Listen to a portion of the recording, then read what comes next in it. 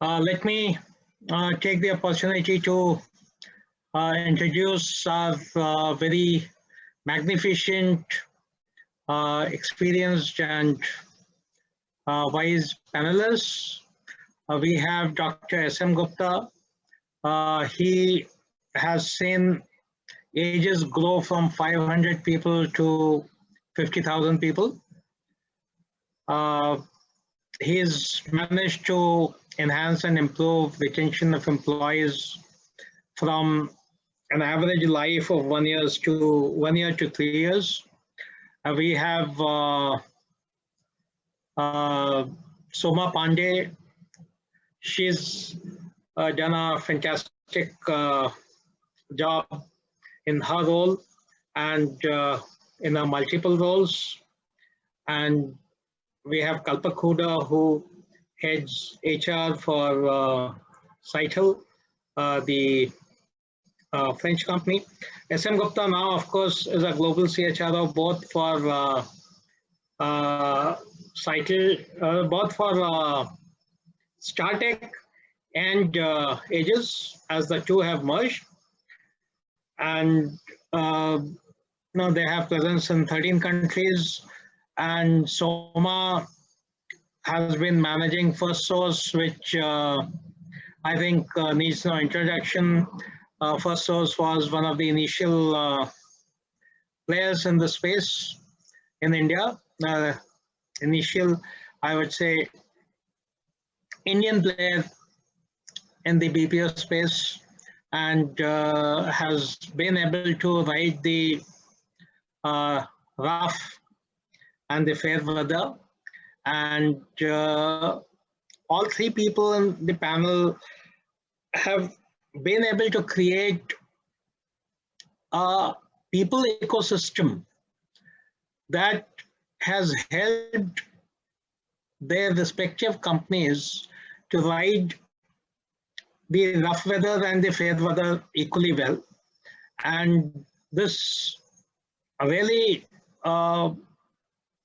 is a significant achievement in an industry which conventionally had high attrition, and the compensations were always under pressure because of the billing rates, etc., etc.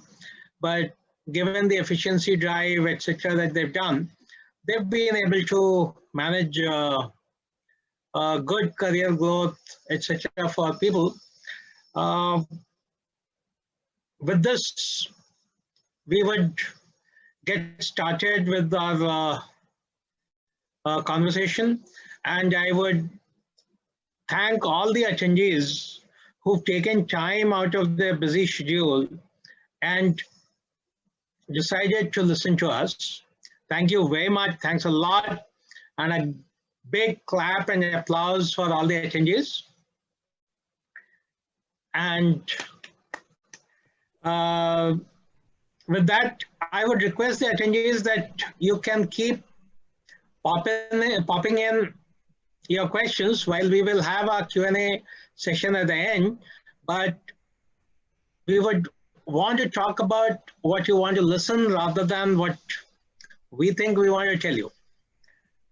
The first question that I would ask is that given this whole pandemic in the last 10 months or so, how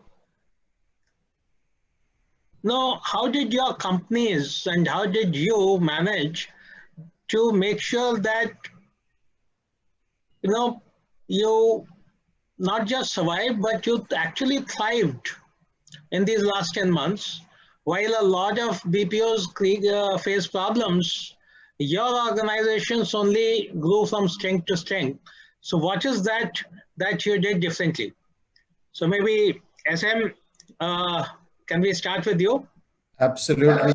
Absolutely. Thank you, Prashant. Thank you very much for the wonderful introduction. And also thank you for inviting me as a panelist for your wonderful webinar, Paradigm Shift in BPO Industry.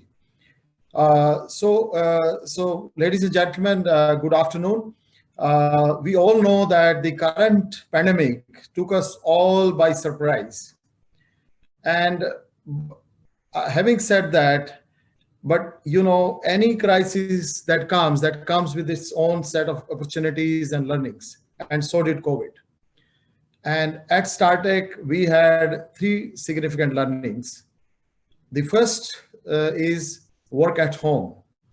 And work at home is the new normal. As a matter of fact, for several people, it has truly become a WAH factor, that is wow factor. The second one being that the business transformation is not a luxury, it is a must have. So obviously you can't wait for cows to come home before you started your digital journey. And the third and the most important in the end, it is the leadership that matters. In a crisis of disproportionate magnitude like COVID, the adversity quotient of leadership has been put to real test. Now, coming back to the question posed by Prashant about the organization readiness and how we coped with the crisis, how we survived and thrived in the situation. I'll be very honest, Prashant, that to start with, we were absolutely not prepared for it. And obviously, we were like many other organizations who were not ready for it. But the good part of the story is that as an organization, we could respond to the changed situation in a pretty rapid manner. And that is when we initiated the biggest experiment of all times in our organization history called Work at Home. And this has been the most significant change management initiative that we implemented in last 10 months, which involved three key things. The first, I would say, is the mindset.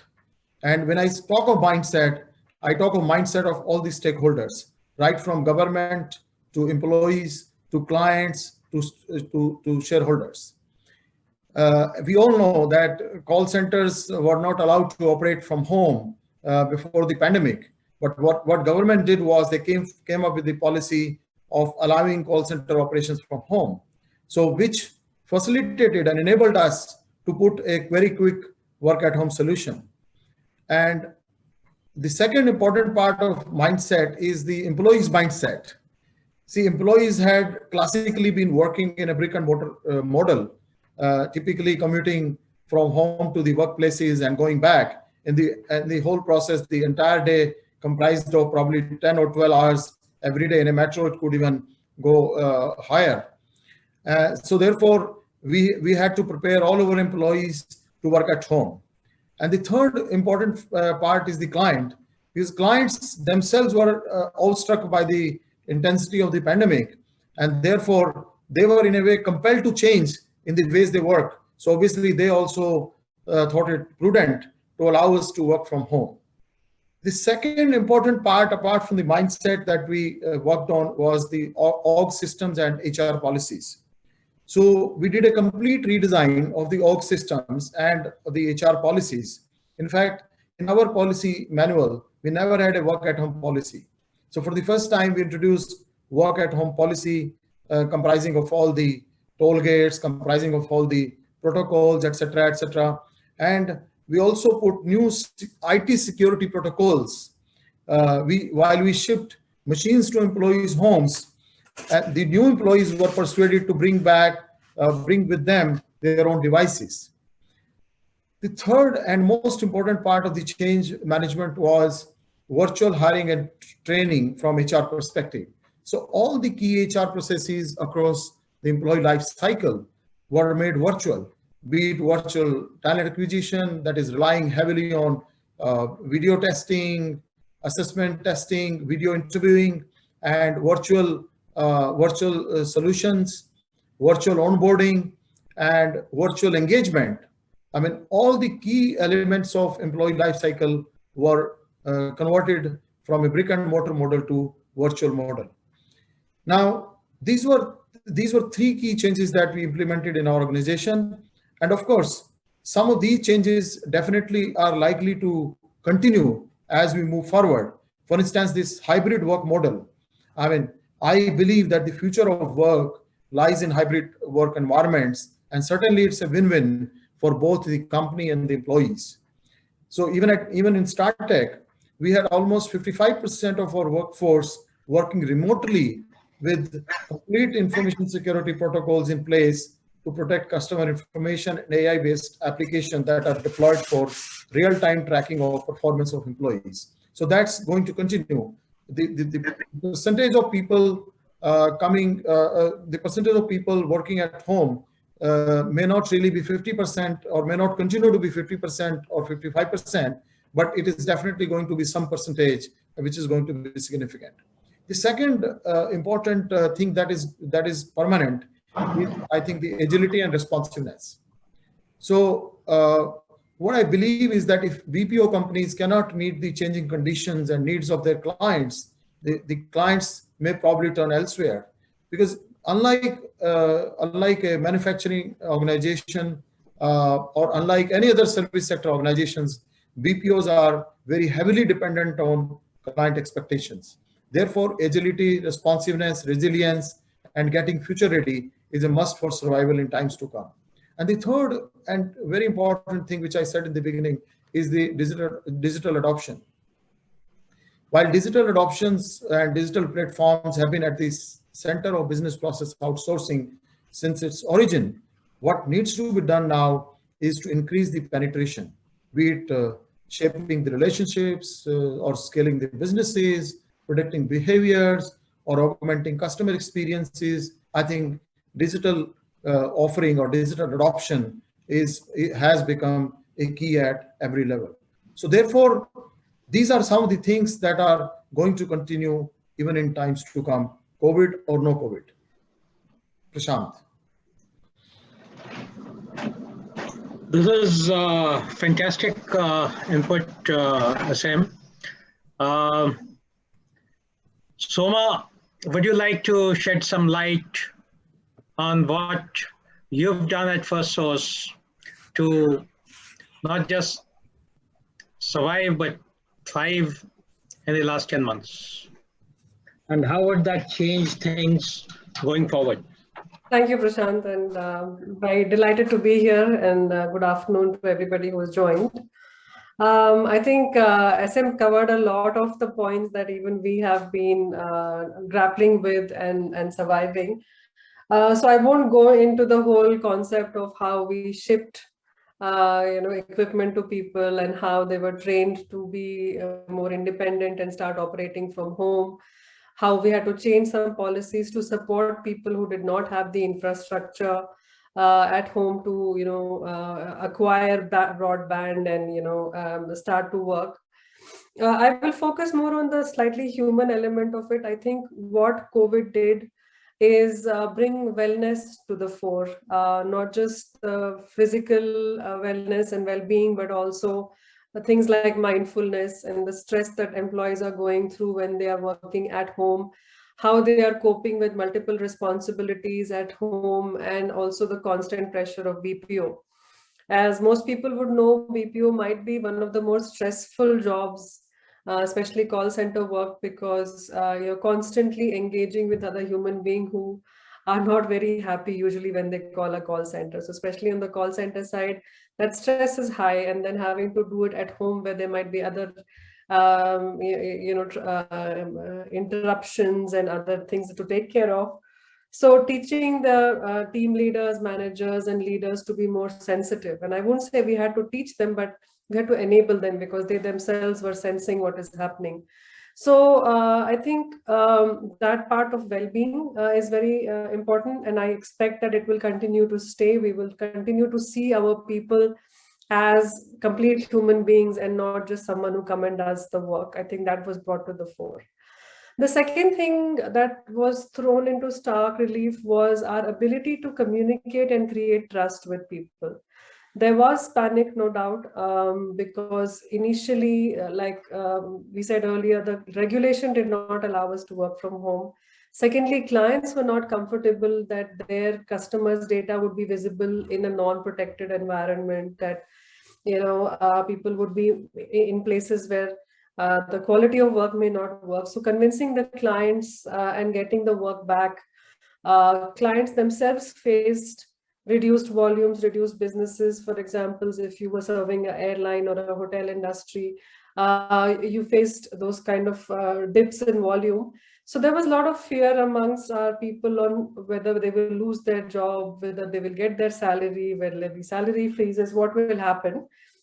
So constant and transparent and honest communication, and how do we get it out, whether it's SMS or buying collaboration software, all of that had to be done fairly quickly. And we found that the more you communicate and the more transparent you are, the better people are able to deal with it. So communication and trust building was the second thing which happened during COVID, and I think it will stay. And I think finally, the leadership and people management skills, how to manage remotely and how to sense your employees' motivation, your team members' stress levels, what they're going through, and continue to inspire them and motivate them to keep performing. So how to be better people manager was also something that came into focus. And as HR, we would continue to invest in that, because BPM again is a very young industry, in the sense that most of our people average age is between 21 and 23. And within 3 years of joining, they become 3 to 5 years, they'll become team leaders, and they are now managing 15 to 18 people. In a physical room, it was easy for them to manage, but when they're seeing only the faces, it was difficult to manage. So teaching them how to do that was something that we did, and we continue to hope to invest in that. So that's what I will lead that in that terms of well-being, communication and trust, and investing in people leadership and people management would be the things that we learned and we will continue to focus on. Thanks, Soma. This is really, really very heartening, because hard aspects are perhaps easier to implement. It's only a question of right amount of strategy, planning, and money. Soft aspects beyond the strategy and planning also needs a significant cultural shift, which starts right from the top. And that you've managed that very well is very, very heartening. With this, we'll go to Kalpak and we'll request his view on, because the other day Kalpak and I were talking, and he said that 95% of our people are working from home, and they could get this right in 4 weeks flat after the lockdown. That would be interesting journey to understand how you got it right and how do you propose to take it forward in the post-COVID era. Yeah, sure. I must say that sometimes it's disadvantageous when your number comes much later than others have spoken, because the story probably would be common and same for all of us. So I might end up repeating a lot of stuff. And now there is a stress on me to ensure that how do I talk a different story, probably different experience, but nevertheless, I think thank you so much for this wonderful opportunity. This year is very important for us. Citel is completing 20 years in India. And going back to the question of how did we respond, I would like to quote a phrase from one of the book of Stephen Covey I read, Eighth Habit. There is this phrase which says that there is a time gap between a stimulus and reaction. What you choose to do in that time gap will define your future and your growth. And I think I will start Citel's experience saying that we were pretty fast to react. We were pretty fast to decide what we want to do. I still remember it was somewhere around 3rd week of March. We were having a general review, and that's when the government released the guidelines around lockdown, and Maharashtra government declared some clear guidelines around lockdown, and we were pretty fast to decide what needs to be done. I think on the day 2, most of our non-call taking people were already at home.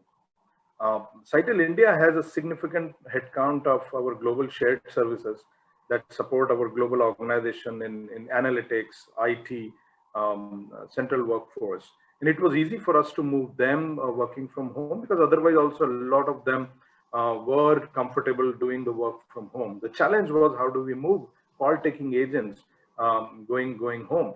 And that's the story of 8 to 10, 10 weeks journey. Tremendous amount of work done by our logistic management, transport and administration team. I could see that, they virtually shifted people and machines to their home and provided support to them.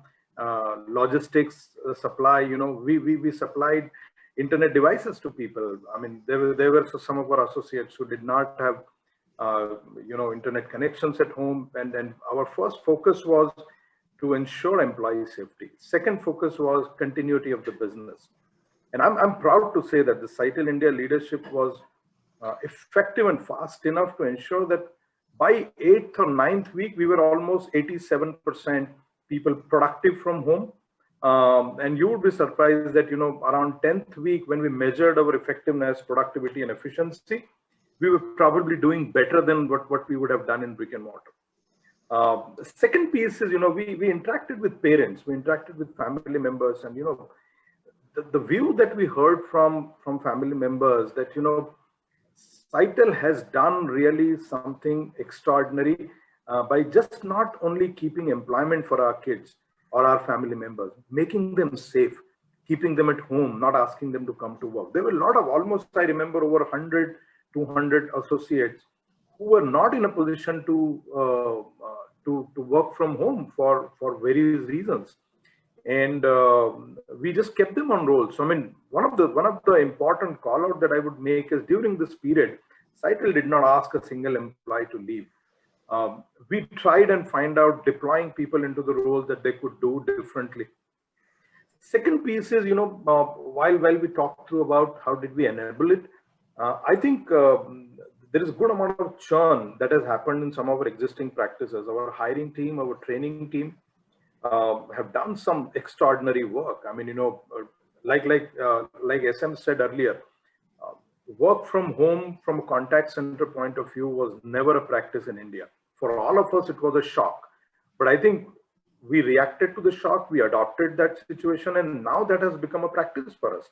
Today, there is no paper involved in hiring. There is actually virtually no face-to-face interaction until we onboard a person. So you source through electronic media, you assess through electronic media, you make offers using various electronic platforms, you onboard people, including the training team. A good amount of transition that has happened for the training team, because they had to acquire skills to deliver training remotely to multiple set of people, a batch of 30, 40 people in a training batch, everybody sitting at 40 different places, connecting with them, engaging with them, and still effectively deliver the training was not an easy task. So I think that 10 weeks time allowed us to learn a lot of these new things that the team probably wouldn't have been expert in doing earlier. Third piece that we focused on, and that's exactly Soma also pointed out, that we ensured that there was a dose of over communication to people, that when you don't communicate, there is anxiety in people, there is unwanted apprehensions what's happening. And we were pretty fair and transparent in communicating what's happening around in the business, outside the business, in the environment, what is happening with our people, how many of our people have been tested COVID positive, and how is Cytel taking care of them. We were transparent in communicating to our people the status of the business. And I think that was well appreciated. I could give a simple example. At the end of 2020, when we did our employee satisfaction survey, last year's result were around 47, which we call ENPS. We measure it on ENPS scale. This year, our scores climbed to 57.3. And major callouts from people, verbatim callouts in the survey were that Cytel took care of us. Cytel continued to keep jobs for us. We were trained, we were given additional learning opportunities, and we were excited. I mean, we asked people, how many of you would want to come to office if there is a situation? 72% people said that we would love to continue to work from home. So I think this has changed the whole dynamics for us in the business. We had our own share of learning. I'm not saying there were no difficulties. There were a lot of difficulties. But I think collectively the team responded well, and there we are, 95% productive at home for last 1 year. So then will you continue to work from home, or you would bring people back to office? Our intent is to continue to work from home because, it makes business sense. It suddenly gave us huge capacity to sell. Probably to sell that much, we would have to add another facility or something. Today, we have a huge capacity in offices which we can make use of selling more business to India. But yeah, I mean, that an issue apart, but our focus is to continue to work from home. We are actually looking at we have deployed that model in multiple geographies. In India, we are planning to deploy it in 2021 sometime, which we call it Max Hubs. And we are looking at creating hubs of, hybrid models in multiple sites that we have in India. We intend to do that. So yes, to your point, work from home will continue. Our target is that we continue as is, unless there is a particular client who, for either reasons of business criticality or any other reason, they intend to only work from brick and mortar focus. We might do that, but as far as our effort would be, we would continue to work from home. So thank you very much, Kalpak. Thanks a lot. Before we move to our next question, there are some questions from the audience which I think we must take before we get there. So SM, somebody wants to know that, do you allow bring your own device? And if so, what has been the experience? That is what I briefly touched upon in my answer to the first question that you put across. BOID is an official policy now, and especially for all call center workers in our company. So during pandemic, we recruited about 2,000 people who brought their own devices. So we very well allow people to work to bring their own devices. Of course, there is a certain configuration that is needed, and another important part is that there is a strict IT protocol that needs to be observed by any employee, and there are programs that are loaded onto the employee's machine whereby the machine gets hardened and he or she is not able to use that machine beyond a certain protocol for his personal work. So that's the thing that we have implemented already. Fantastic. And there's another question for Soma. How has been your hiring experience in the COVID days? How did you ensure effective training? Yeah, it's been like business as usual. It has been seamless transition from having walk-ins into the office to having virtual job fairs, doing virtual interviews and virtual onboarding, and it's been quite successful, I would say. Training also, we use technology to do it. Initially, it was quite strange for the trainers to have 30 people on the screen and not knowing who is sleeping, who is paying attention, who is interested and not interested. But then now these breakout rooms have come in, all of that, whether it is Teams or Zoom, etc. And we've gotten better at how to manage a virtual classroom. So even training has been quite effective. And like Kalpesh was saying, that we are operating at similar yield ratios from hiring into training graduation, and then the 90-95% productivity once a person starts working. So it must have taken us 3-4 weeks to sort it out, but we've hired large numbers of people, around 10,000 in the last 12 months, and it's been working well. That's fantastic. And there's one more question, which is, was there the organization design change required to introduce work from home? Now, any of you who would like to answer that?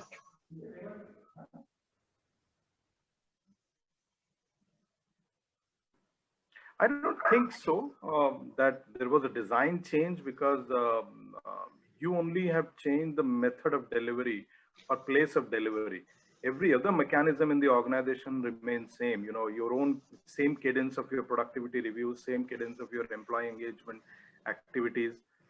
Probably the focus was more on connect, communicate, and engage with people. Uh, Many organizations might have invested more in how to engage with people, deploy more resources to connect with people, because now you have difficulty in getting and gathering everybody in one room and connecting with them. That's the only thing that would have happened, but I don't believe that organizations would have gone and changed in the org design for this purpose. But that's my thought. Yeah, I agree. I think in the beginning, when the training was not working out, we thought about reducing the classroom size and reducing the spans. But now it's all back to where we used to be. Nothing has been changed from a design perspective. Yeah, and Prashant, just to add to what Kalpak and Soma said, see, the BPO industry, by its sheer nature, is heavily dependent on client demands, and a lot of things about every process, the way we work, right from billing onwards, right from the structure and design onwards, they are defined by a client in most cases. And that obviously has not changed. So therefore, to your point, I don't think there has been a significant or a material org design change or structure change in view of COVID. Yes, we did change the practices, we did take the new initiatives, and of course, we reacted and acted. That's a different story. But there was no hard organization structural change that happened as a result of COVID, but for the enhanced focus on digital capability and creating little bit of intense digital organization. That's what I would say. That's fantastic. Now, cost pressures today and cash flow pressures today are omniscient. One can see that across the world, from US to India to Bangladesh to Philippines. Do you think this will lead to more work moving to India? And would that translate in large-scale hiring by BPOs in India? Question goes to Kalpak. Prashant, I mean, that's a little bit longer answer. You know, if you go back, and there was a famous saying that, you know, when things are not good, companies outsource. But when things are good, also they outsource because they want to leverage. I think I'll quote some of the studies from NASSCOM. If you look at, we are in BPM 4.0 stage. You know, BPM 1 was purely cost arbitrage, labor arbitrage. That's where the outsourcing happened to the lower cost countries. There was only one expectation, that we save money. When BPM 2.0 came in, I mean, after another 10 years, is when the focus was on quality and efficiency. The cost leverage is done. Now probably we need to drive how can we get better quality, better efficiency of the product that's emerging out of it. Another 10 years or probably 7-8 years, you know, when we call it BPM 3.0, the technology infusion started. That, you know, the cost leverage was no longer a leverage, because there were multiple players that started playing in the BPO sector. India was probably the niche player 20 years ago. Today, there are multiple countries who are competing equally with India. And therefore, for India BPM industry to survive, and not only survive, but grow, we had to do something different. And that's what I'm saying. That's where coming at BPO 4.0. And that's a time of digital. That's a time of data. That's a time of AI-enabled work. That's a time of RPA. That's a time of whole design thinking based customer service. And that job is coming to India. So to answer to your point, will we hire more? Generally saying yes, because if you look at BPO industry runs in between somewhere around 6% attrition. You will be backfilling that attrition in any given point in time. That means roughly around 70% of the workforce will get replaced over the year. That means there is an opportunity to be hired. But there is this new segment coming up where companies are trying to infuse a good amount of technology in driving a differential customer experience, because customer demand is changing, customers' needs are changing, customers' expectations are changing. And therefore, I think we are at the cusp. And you would have seen that, there is a huge amount of focus that Government of India has done in skilling people. NASSCOM has put a lot of effort. Industries and organizations are doing tremendous amount of work to keep their people future ready. And I think that's a big scope. So I would not say that the hiring is going to go down. Hiring will continue. Probably a portion of that will change its face. It may not be exactly the same kind of hiring that we were doing earlier. We might do a multitask workforce. We might do hiring of people with little more niche areas and niche skills that they have. So yes, I mean, if people have apprehension that, with all this situation, will hiring go down? Momentary, yes, because of organizations are still struggling to get to the pre-COVID stage. But once they are there, I think things will work out well for all of us. That's very nice news for students. But do you think there'll be more hiring of engineers and MBAs and BPOs? BPO hires for the job we want people to do. Right. So the question that I would have is, if my job or skill require a graduate, why would I hire a postgraduate? I mean, simple answer. Absolutely. So to say, MBA or graduate is a very, very macro level qualification. What hiring will happen is a very job specific hiring. When you infuse RPA in your contact center services and providing that to client, you would want people who are equipped with that technological knowledge to be there to support you. You would want your agents to be able to do multitasking. I mean, there is this concept of omni-channel support. And therefore, I'm saying that there will be also concept of a multitasking agent or a super agent that is coming in place. An agent who is required to do a voice job. At the same time, an agent is also chat up with the customer or probably provide a digital support on the same platform. So skill would slightly move toward becoming more complex than just being a vanilla contact center skill that we used to hire probably 5 years ago. Oh, that's so nice to hear. That it's not just that the quantity of work in India will increase, but also the quality of work in India will increase, which has been a question for a long time. But thanks to COVID, perhaps that's getting accelerated. It was always going up. The skill levels are always going up, but that's getting accelerated. Yeah, I mean, just to give comfort to people that unless they have already seen the report, NASSCOM published a report just a couple of days ago, where they have projected a growth of 2.3% for BPM industry in India, which is like net growth of approximately 38 billion worth of business. That's a humongous growth. I mean, that talks to you about the amount of jobs that it will enable. Now that's really nice to know. Very heartening. SM, do you think the compensation in BPO industry post-COVID will be equal to, less than, or more than the pre-COVID levels? Okay.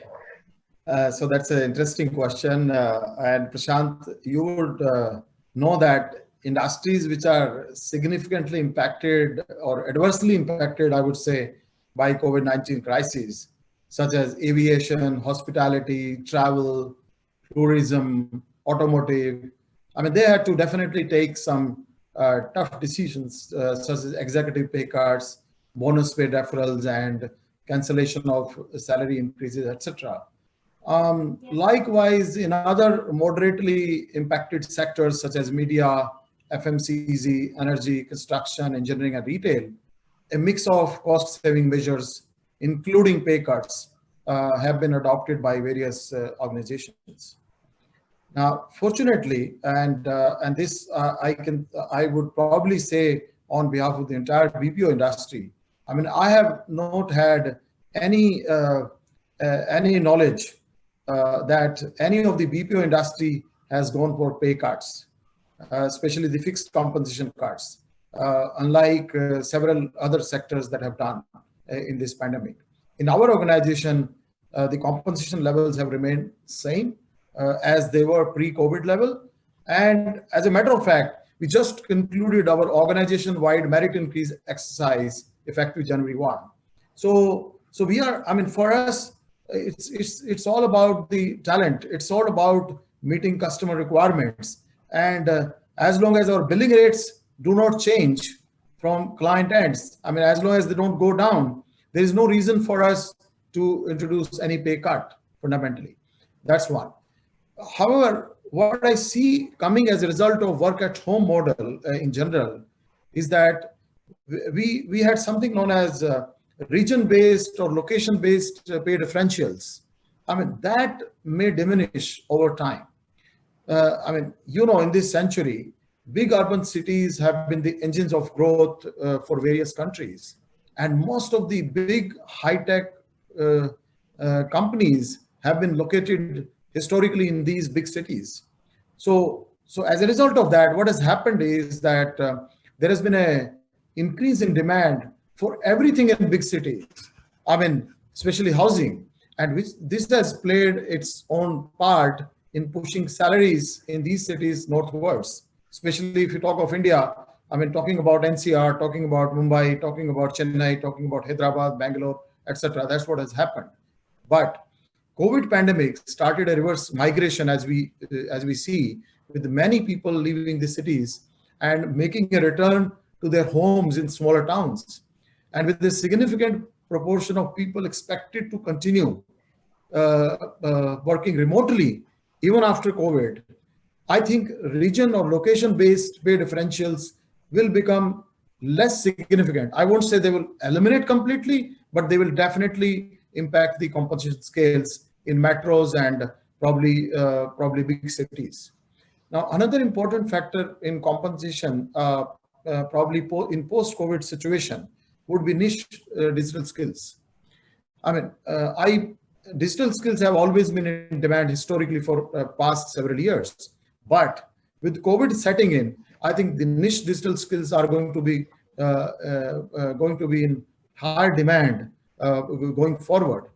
Because more remote working will also enable people with these skills to switch jobs far more easily as compared to before, when people were locked into a particular city with investments made in property, jobs of spouses, and school of kids, etc., etc. So moral of this, I mean, there is no straight answer to this question, but moral of the story is that we need to wait and watch for the permanency of this current change. In the end, we all know that compensation will be determined and governed by the demand and supply considerations apart from employers' capacity to pay. That's really fantastic. That's really fantastic. And what I hear, SM, correct me if I understood it wrong, that even if the compensation remains the same, because people are going through a reverse migration, their purchasing power will go up because their cost of living in small towns will reduce, their cost of housing will reduce, right? I don't know if we have some people from the reality sector attending the session, and if there are, then they have some bad news for their business in Bombay, NCR, etc. The metropolis, both for the commercial real estate and the residential real estate. So folks who are planning to buy houses and flats to rent, think twice, because the BPOs and the IT BPMs and the IT companies are the biggest source of hiring in these places, and that will have a significant impact and significant leveler on the property prices and the rentals in these places, which have shot up astronomically. Absolutely, Prashant, you hit the nail on the head. I mean, IT and ITS industry has been historically the biggest consumer of office space. And obviously, in last 10 months, at least we at StarTech, we have optimized a lot of office space. And we've used this opportunity to to see what would be the long term, what would be the medium term, and what would be the short term capacity. And as Kalpak referred in his initial remarks, there's been a lot of capacity now to sell, actually. So that has worked. I mean, in a way, this pandemic has also thrown up this opportunity in front of us. And that's a challenge in front of us to sell more and more to domestic clients as well as international clients. That's really fantastic. The other corollary to it, no, and I'm not a financial analyst, I'm a human analyst, behavioral analyst, but the other corollary to it could be that the profits of BPM companies will go through the roof with lower cost of real estate and lower cost of people. So those of us who are investors could look at buying your shares. And yeah, with that, I'll move to Soma. Soma, WHO says that 47 million jobs have been lost across the world during pandemic. So the biggest question in the minds of people has been, I know a lot of companies have moved from permanent jobs to gig jobs, etc., etc. Something that they've been wanting to do for many, many years, but haven't succeeded because everyone wants fixed income on the first of the month. The surveys, the flash surveys that we've done, people want to know, will BPM industry continue to offer stable, secure jobs, or they will be on tenterhooks on when they will have jobs, when they will have projects, when they will be not earning. So what's your take on the security of job, which an author from Harvard Business School has defined as psychological safety net. So if people have the psychological safety net, they're going to be more protective. If they don't have the psychological safety net and they're going to be tenterhooks, they're going to be less productive as per her research. Over to you. Yeah, you're absolutely right. I think it's important for prospective employees or candidates, students, and even employees to understand that in an industry like BPO especially, the company can make zero money if it doesn't have people. So as much as the employee needs the job, the company needs the employees to do the work. So I don't think that is going to change. I think a lot of our work is very, very key and strategic to our clients. If you are in the customer call center or contact center, for example, or the omni-channel or whatever we are talking about, your client company is selling services or products to a person. That person is calling the BPM to understand more or have a concern or get some service. Now, how the customer feels about the client will depend on how I as a BPM service that client. And therefore, for me to have employees who are always worried about their job is counterproductive for me. So there is no way I want to create that environment as an employer that no, your job is not secure. As long as the person is behaving and working and investing in their own skill and being accountable and agile, jobs will be there.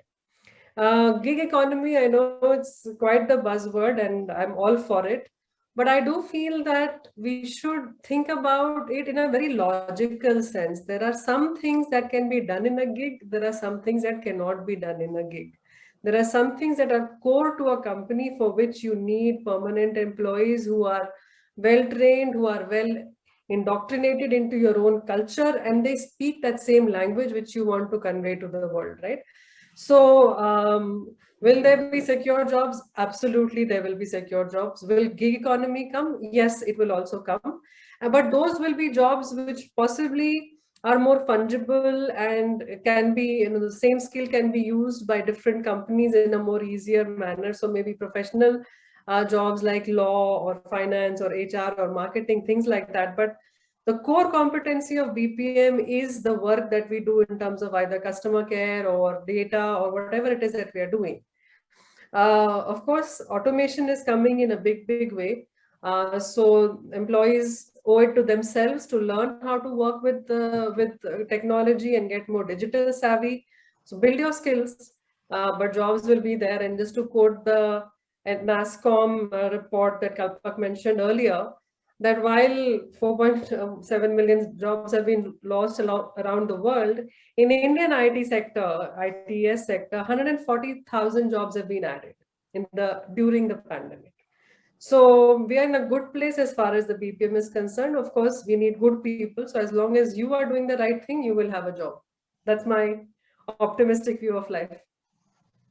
Fantastic. So all the young professionals and students on the call, this is good news. So at least there's one industry that added so many jobs, and those who are responsible for their campus placements, etc. Please contact BPM industry, and I'm sure you will have fantastic placements. So there's a question, Kalpak, from the audience, where he wants to know that in this whole work from home situation, how will you manage the trust building? No, especially because you want to continue 95% work from home, and then people would not have seen each other for a long time or ever. That trust that got built between them when they met each other in the office, etc., or the canteen or the water cooler, how would you manage that piece? Interesting. I like that question. I will respond it in a slightly different manner. Trust is an outcome. Trust is an outcome of transparency, effective communication, and very well managed engagement.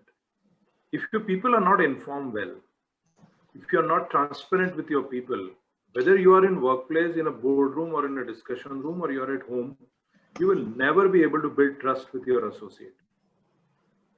So building trust to me is an outcome of these three actions. If an organization is transparent about what's happening, including what we want to do for our people, organizations need to be transparent, not just to show, but go do for your people what you really want to do.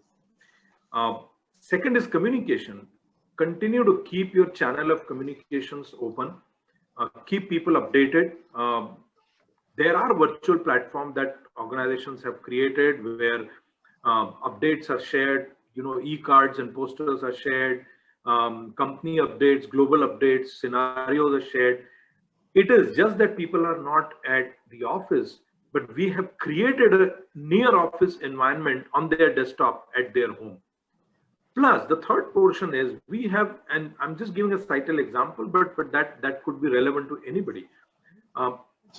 We have ensured that our coaches, which is your frontline first level supervision, and your HR business partners, how effectively they are connecting with the employee on a weekly basis, talking about their performance, talking in general about them, trying to give them help. I think collectively, all these efforts will generate trust. I can give you a guarantee that it will generate trust. There is no reason why somebody will not have trust when you're doing all these three things. If one of these crack, yeah, there is a chance that there will be lack of trust.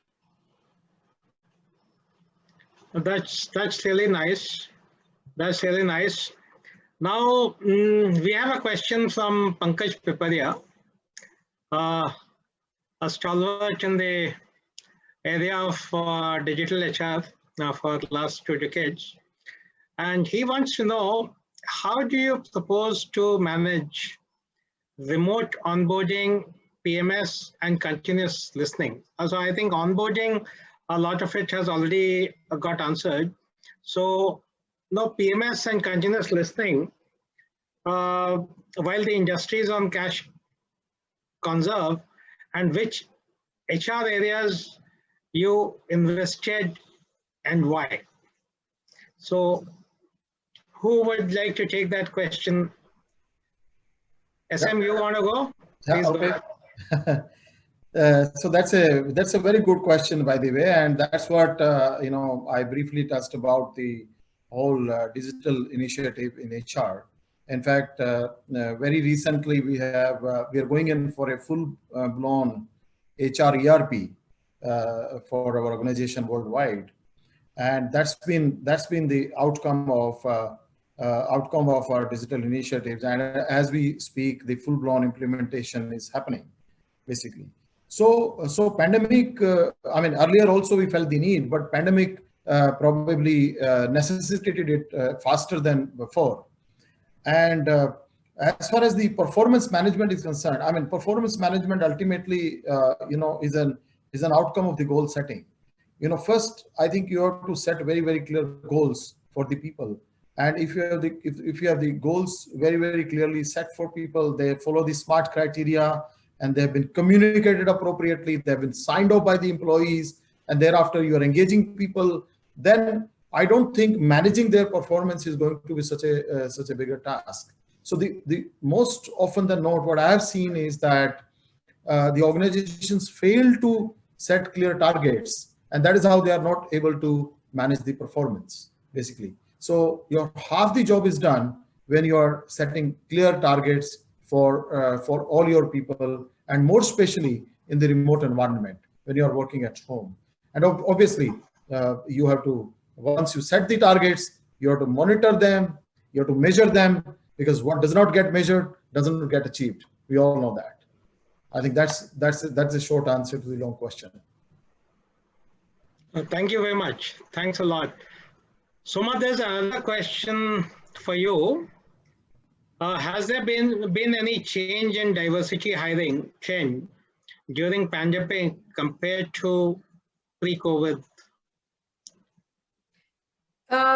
Yes and no. I think we have seen a good number of women wanting to come back into the workforce because they can work from home and they have the flexibility and they don't have to travel to work. Equally, but because of the domestic pressures, we have seen more number of women exiting the workforce also because they could not cope with the dual responsibility. Typically, when the woman was coming to office, at least some part of the domestic work either got done by someone else or something like that. But when she's in the house, then the children, the older parents, in-laws, whatever the social environment is, the pressure on the women has been experiencing is much more than what men experience. So I would not comment that our ratios, especially of gender diversity, has moved significantly, because these were the two opposing forces that were in play. But I'm hoping that in the long run, when things stabilize and there is social support and the family support, then women will come back, because I think remote working, virtual working really offers a good opportunity for people who cannot step out of the house for whatever reasons, be they women or other people who have responsibilities. Now that's a very nice observation. How I would look at it positively, that despite the fact that women had to undertake so much of household work in the absence of servants and all of that, and children being at home, the diversity ratio has not fallen. And if it has not fallen, then there's a significant effort done by BPM industry to open more and more women to come back to work. Kalpak has a point. Yeah, I mean, it's a very interesting situation. And in fact, if you could see in last 6 months, you would have heard of changes in the labor code. And one of the significant change that is coming up is government relaxing the working norms. And with people going home and work from home, there is a huge potential to tap this passive workforce, which consists of housewives, which consists of females who were otherwise skeptical going out for various reasons to offices, or perhaps traveling to other locations. There are part-time models that will emerge. There were short-term models that will emerge, and I think we have a huge opportunity to tap this excellent talent to get into the main frame of the work that we do. And I think this could be a great opportunity for the BPM industry as a whole to do some significant work in improving their gender diversity by leveraging this workforce that is passive today. And Prashant, just to add to what Kalpak and Soma said, in fact, our diversity ratios have got better during pandemic because, you know, suddenly the females who are going on maternity leave and who wanted to return, you know, it has become so easy for them because otherwise, you know, until a child would grow to some 2 or 3 years, you know, or until the child starts going to nursery or school, the female would not return to workplace. But now, with work at home option being available, there is a far greater opportunity for the person to return to work and feel comfortable because the person doesn't have to commute. I mean, the person has to be in the comfort of the home. All the person needs is a broadband at home and a machine. That's it. So for us, it has worked better in terms of diversity as we also continue to employ persons with disabilities. For them also, it has worked very, very well for us. That's very nice insights. And I think that's very promising for women who want to make or continue a career in BPM industry. Slight corollary to this question. Now, we have Vijay Karkare, who's a stalwart in search and leadership development and has been doing a great job for the last 3 decades. Thank you, Vijay, for being on our attending our panel discussion. His question, and a similar question is from Madhav Malhotra, that will BPO industry see a disruption? Would you think that now with work from home, you know, the requirement of investment in real estate, etc., will go down, and hence new BPOs can come up and scale up very quickly to something like a 5,000 people BPO with all of 5,000 or most of 5,000 working from home. And as Kalpak pointed out, you know, he's looking at some mini centers in small towns, etc. Picking up on those cues, is BPM industry up for disruption by new players? So Prashant, if you allow, I will take this. Yeah. So Prashant, if you look at the BPO industry, I mean, a lot of us thought during the pandemic that, oh my God, I think we are going to move to some 100% or 90% work at home model. But what we are now seeing and experiencing in reality, as situations are normalizing, or we are seeing a reduced impact of COVID in several countries, you know, the clients are again insisting back that we should have a hybrid model, you know. So therefore, I don't see a major disruption happening. I mean, I don't see 100% of the workforce going at home, basically. But will some ratio of the workforce will go at home? I think answer is yes. So a reasonable ratio that I would think would be 25% working at home and 75% still working at the workplace, going by what clients are telling us, basically. And so therefore, it is more than a revolution. I think it is a process of evolution. This is going to, while COVID did create a revolution and a disruption, but at the same time, post-COVID, it's more going to be an evolution. So it's going to be a slower affair than a sudden disruption and then a sudden change in the work behaviors. Yeah, and I would just like to add a couple of other points which, to my mind, do not point to a disruption wherein we will have too many new players coming in and disrupting the landscape. And that is the fact that while you're not having real estate, you have other type of investment that you continue to need, how to monitor the information security, because BPM clients are paranoid about safety and security and data and all of that, right? So the amount of money we are spending to make sure that that is safe and secure and firewalled, etc., is considerable. The other thing is brand and trust that the client will have in a new setup, right? Some of us have been around 20 years more, or even more than that, and for the client to trust someone in a situation like this, I don't know how much a new company will be able to attract that kind of clientele and win the trust to get big deals. So I would see again as the COVID itself will not prompt a disruption, is my sense. So that's I think great news for people who are employed in the organized sector BPM industry, and perhaps not so great news for those entrepreneurs who might be thinking of setting up new BPM companies. Kalpak, what would be your take? Investment in creating new BPO units is a completely different area. And that talks about the economic scalability, affordability, and profitability. Today, starting a new BPO, would it be economically viable, profitable for somebody to do a new startup? Rather, they would go and invest in a RPI or AI-based startup, they would make more money. With the amount of effort that is going to go into building a BPO structure and then do the same delivery that probably hundreds of other BPOs are already doing, is going to be a tough competition. On the side of disruption, I do believe that the business process is already disrupted greatly in last 1 year, and infused highly by the pandemic. And I say so why?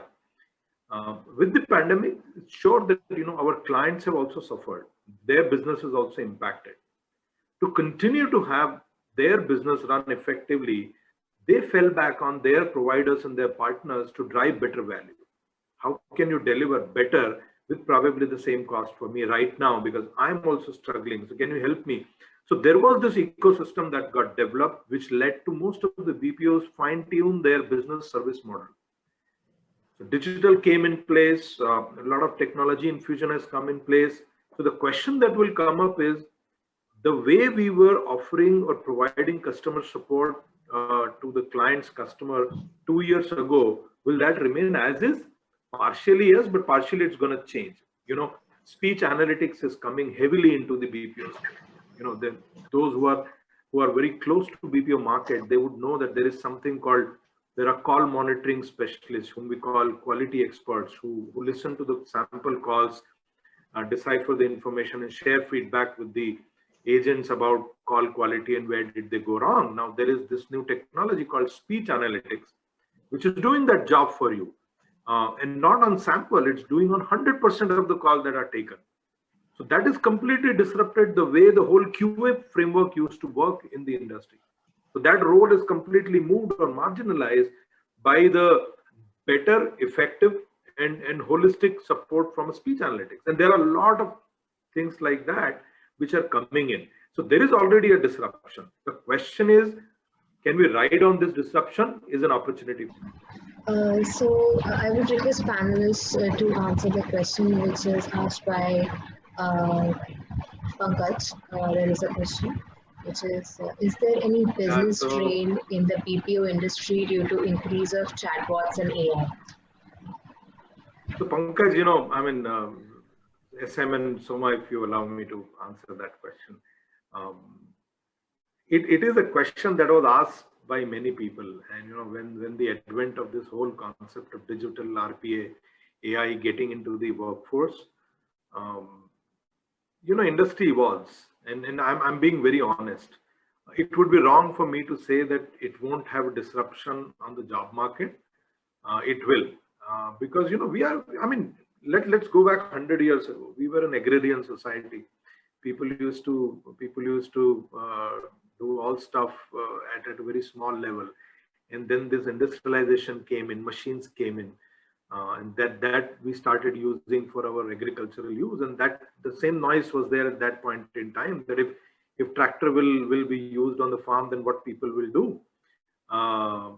But that noise was again temporary, and then your mechanization happened. Big companies started coming into India. big infrastructure that got built up. And then this whole computer came in, and then again people started saying that, oh, now everything computer will do, log kya karenge? I think it's a very simple law of transformation.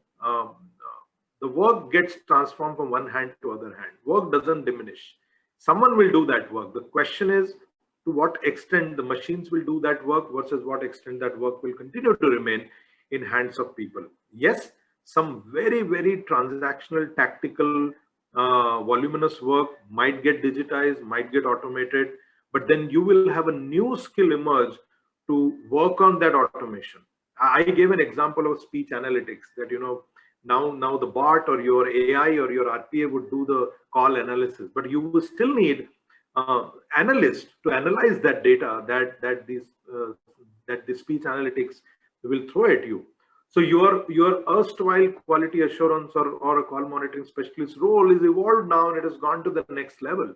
So the work will transform itself. In this whole process, yes, there will be some fallout. There will be some decay in the opportunity of job, but over a period, it will transform into a completely new environment. New skill set will emerge, and you will need people to do that job. So we need to ensure that people are getting skilled for those new skills that are coming in the market. There is no need to be worried about it. You don't need to be afraid of it that suddenly job losses will happen. Short-term job shifts will happen, and we need to prepare ourselves for it. That otherwise also happen in the industry. But anyway, I mean, I'll let SM and Soma add to that if there's anything. No, Kalpak, you're so right. I mean, transformation and change are the order of the day, and it has been happening even before Darwin gave his own theory of evolution. So I mean, I remember I've studied physics, and I studied a law called law of conservation of energy. So, and I think that law of conservation of energy is very much applicable when it comes to careers of people, when it comes to work, or when it comes to skill. So skills get reskilled, reskills get upskilled, further get reskilled, and so on and so on. So this process will continue, and human beings will be more and more engaged, more and more working. Remember, 30 years back, we didn't have so many jobs, which we have today. I mean, I have seen 3 decades of career in my career, and I have seen services industry grow from 0 to this level. So I think this is what is going to happen, and on the contrary, we are going to have more and more jobs in times to come, pandemic or no pandemic. Yeah, I would just like to say 2 points. That AI chatbot is an important tool now to do customer service. It's not a replacement for what is being done. So if you look at it, typically, I'm talking only about the customer service part of BPM, that there are 100 out of 100% calls that come or contacts that happen, maybe 70% are routine and 30% need exceptional human intervention. Earlier, an associate was doing the full 100%. Now the machine does maybe 60%, 40% the associate does, but the associate still is able to do more of that 40%. So the quality of the work that they are doing is improving. So therefore, first message is that they are an enabler. Technology is going to make our lives better, both at work and at home.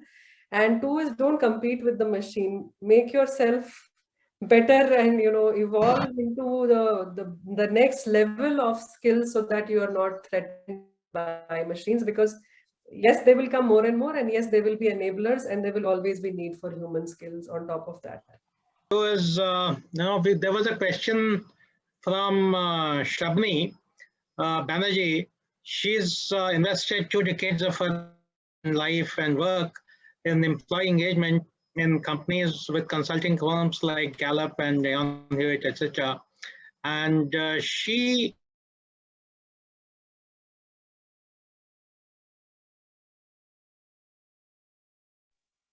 Looks like we're not destined to hear that question. Every time Yeah, now of course we can hear you. We didn't hear the question at all, Prashant. Okay. So the question from Shabni Banerjee is, how do you propose to keep the employees engaged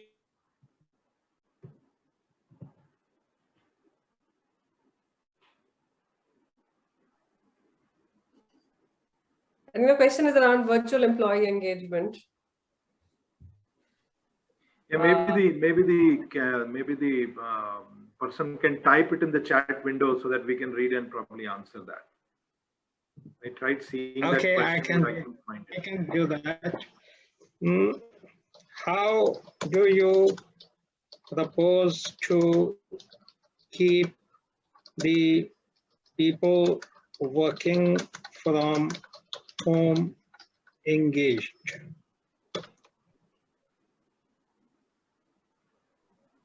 I think Kalpak kind of answered it right at the beginning when we said the culture part about how do you maintain the culture in a remote way. I think the similar thing goes for engagement of employees, right?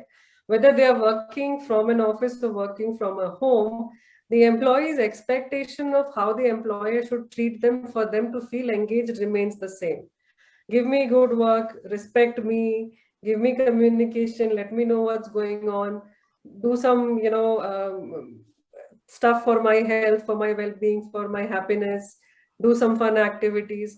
Now, if you were able to do it physically, now technology is, we are so lucky that technology is available to do it remotely.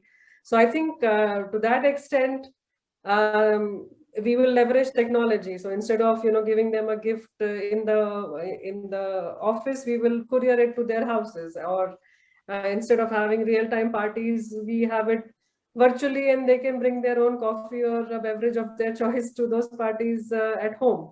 So I think everything that can be done in office today can be done virtually as well. So things have really continued because the foundation has to be one of trust and respect and equitable fairness, etc. So continuing with what Soma just now said, I think the three key elements of engagement, I mean, work, career, and the environment, basically. I mean, if I were to say that, okay, if I were to sum up these three constitute a large part of the employee engagement. In terms of work, you are giving the same kind of work. You are setting your goals. You are doing the supervision. You are monitoring. You are doing everything. So that remains same. Not too much of a change, except that earlier the person was coming into office. Now he or she is doing from home. Now, second point is the career. I mean, which is typically your internal job posting process, or offering lateral opportunities to people, or offering upward opportunities to people, etc., etc. Again, that will continue to be done. That has been continuing irrespective of where a person is based.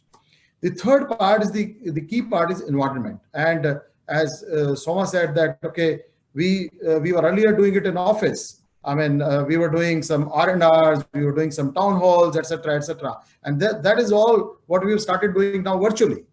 So basically, and in fact, we recently conducted our annual employee engagement survey, and to our pleasant surprise, our scores didn't change. They are little on a higher side, and they have not diminished at all. So I think it's not going to be significantly different. It's the methodology of delivery that has changed. And I would like to add a slightly different perspective on the whole engagement piece. And I'll give an analogy of Saitel's experience. We have a term called walking management, and that may be new to many, because Saitel believes that that in the industry that we are, and there are only two kind of people: one, those who support the customer, and second, those who support the customer. So how do we become part of their day-to-day job? And that's where the walking management comes in place. And what do we do in walking management? Every leader listens to the call, live calls or recorded calls of an associate. Either we get into a call with the associate while they are addressing a customer, if it is possible with the client permission to live barge in, or we do a recorded call listening. And then we provide an instantaneous feedback to the associate in presence of their coaches and managers. And that gives a completely different level of engagement for associates, because now they see that it's not only I'm working from home, but my leadership is listening to my calls, providing me feedback. They're exactly involved in the same job that I'm doing. And that takes the whole concept to a different level, saying that, we all are in together. So I think collectively, I think these all things will make large difference to people. I mean, to answer to the point that how we would do engagement. To me, I think, earlier when people were at sites, we used to take them at times for granted. Now everybody is remote. The effort on engagement is actually increased as compared to earlier. That's really nice. One question that has come up again from the audience, that does the BPM industry prefer in-house polls for assessing employee engagement or third-party polls? Well, Prashant, we do both. I mean, we do both. I mean, we do internal surveys, and then we, of course, vet them by external surveys as well. We do both. Okay. Yeah. Soma, what about you? I think it depends on the culture of the company, whether people feel that they can be honest in an internal poll when they know it is not completely anonymous. So both can work depending on what kind of culture has been built. So ours is right now being done by a third party because there's lots of change happening in the company, and we wanted to give people that comfort that they can openly tell us what's going on so that we can take the feedback and do better. Okay, that's nice. So as we are coming towards the end of the session, we will have a final round of questions, which will be one question to all of you, which would be of key interest to all the young professionals and students. But before we do that, we'll just break for a small commercial break. Anuja?